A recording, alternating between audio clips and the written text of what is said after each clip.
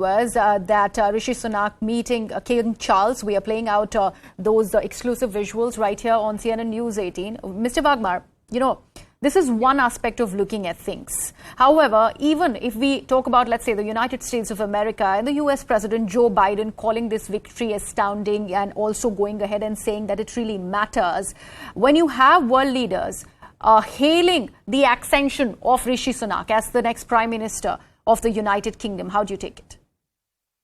Well, we've had the fifth Prime Minister in 6 years. So your previous guest quite rightly mentioned about the instability and flux within the Tory party, which has not been seen hitherto.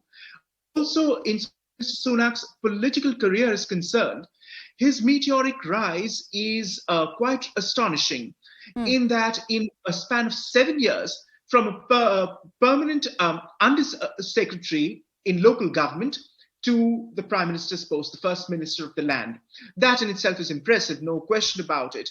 But he faces one-to-many daunting tasks, and I concur with the bleak assessment of your previous speaker, because he has to be an all-inclusive, one-tent Prime Minister, taking in all fractious elements within the Conservative Party as they stand bickering just now, and to lead them on. Yesterday, Mr. Sunak, after being formally announced as the leader of the party, mentioned in a closed-door session at Party High Command, Tory headquarters, Central London, that there will be no election. The insinuation of that is that we must simply all resolve our differences and we will have to plod on ferociously ahead. Because elections are not otherwise due until 2024.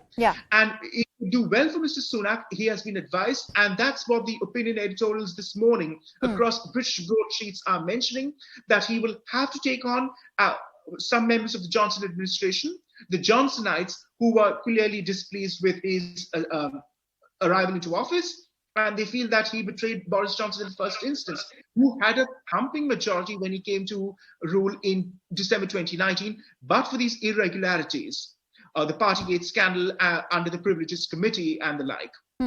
So Rishi Sunak will have to be an inclusive candidate. He will have to include some elements of the Johnson administration and also appease Conservative Party backbenchers and the Leavers, the Brexiteers within the party, who would otherwise defect to the Reform Party. That is a very palpable fear, and you already see it on social media. Now, true, social media may be just indicative and may not be something enduring, but to take a point, just last evening, local time here, around 10:30 in the evening, I noticed Rishi Sunak, not my PM hashtag trending to the tune of 15.3 thousand tweets. And these are not disgruntled tweets of people who have personal issues against him, but with palpable issues of policy and how he stands on aspects of taxation.